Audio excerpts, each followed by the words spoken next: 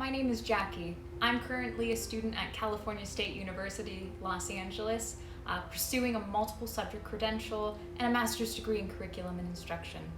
By choosing an advanced degree in education, my goal is to build an environment that sees and supports each learner as they are. I currently work in a 4th grade classroom as a teaching assistant with a dynamic and diverse group of students. I mean, we're your standard classroom. We have our effervescent kids that burst out of their seats with ideas and answers, dying to share their expertise with the class. And just as typical, we have our students that some may call quiet or shy. The teachers I work with, they rack their brains for techniques and exercises to draw these kids out and relieve them of their timidness. And I often find myself wondering, why? When I first started school, I was enamored with it. I loved the books, the colorful classroom. I loved my smiling teacher and my classmates. Not only was I excited, I excelled, soaking in all the information, eager for more. And yet, when conferences and report cards came around, I always had one area that needed improvement. Jackie is a bright girl, but she's very quiet. She needs to speak up more, needs to participate more. Typical comments from my teachers. My mother, beside herself, was left wondering what she could do to normalize me more, to get me out of my shell. Yet, I didn't really understand what was wrong. I did my work fully. I listened deeply to my teachers and my peers.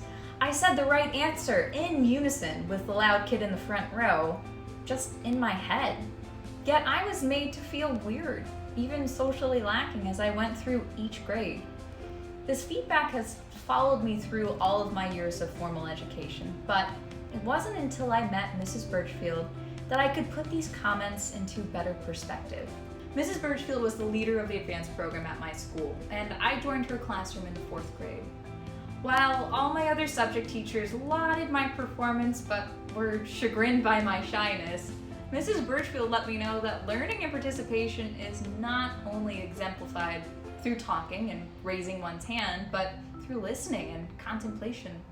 So often the loudest and most gregarious person is the ideal in our society, but Mrs. Birchfield took a longer look at me, seeing how I participated with the class even if I didn't say a word.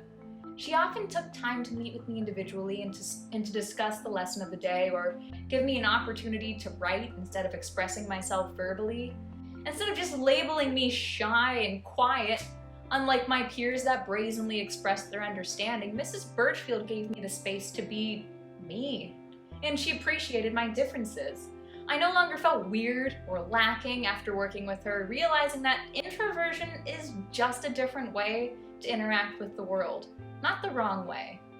I continue to carry this insight with me and look forward to passing it on to my students as I become a teacher myself. Although our society is largely infatuated with those who are extroverted and leaders, there are just as many introverted students that are not weird or quiet, but navigate the world leading in a different way.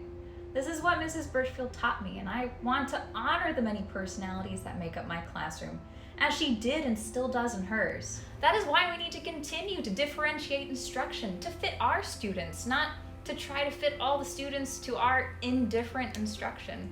Shyness and quietness are not simply negative characteristics, just as boldness and speaking one's mind are not mandatory for success. Through my work in the classroom, I want to actively break these stigmas and explore Mrs. Birchfield's belief in all types of learners.